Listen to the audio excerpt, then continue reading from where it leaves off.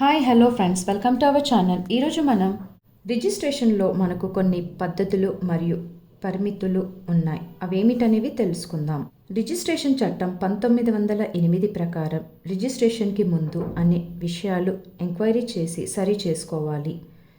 దీనికి సబ్ రిజిస్ట్రేషన్కి సంబంధం ఉండదు. రిజిస్ట్రేషన్ చట్టం 1908 సెక్షన్ 22A నిషేధిత జాబితా మరియు ధరణి నిషేధిత జాబితాల్లో గల ఆస్తి రిజిస్ట్రేషన్ చేయబడదు.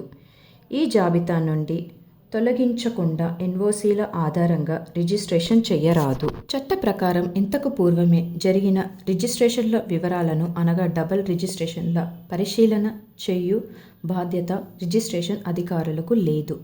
ప్రాపర్టీ కొనేవారిదే పూర్తి బాధ్యత.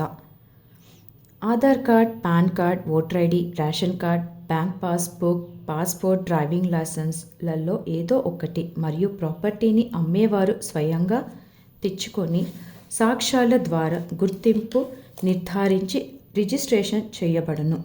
నకిలీ గుర్తింపు కార్డులకు రిజిస్ట్రేషన్ శాఖ బాధ్యత వహించదు. వ్యక్తుల మధ్య విభేదాలకు సంబంధించిన మౌఖికంగా రాతపూర్వకంగా చేసే ఫిర్యాదుల ద్వారా రిజిస్ట్రేషన్లు నిలుపుదల చేయబడవు. సివిల్ కోర్టు నిలుపుదల ఉత్తర్వుల ద్వారా మాత్రమే ఇది సాధ్యం. రిజిస్ట్రేషన్కి ముందు దస్తావేజులు రాసుకునే వివరాలను ప్రాపర్టీని కొనేవారు స్వయంగా పరిశీలించుకోవాలి.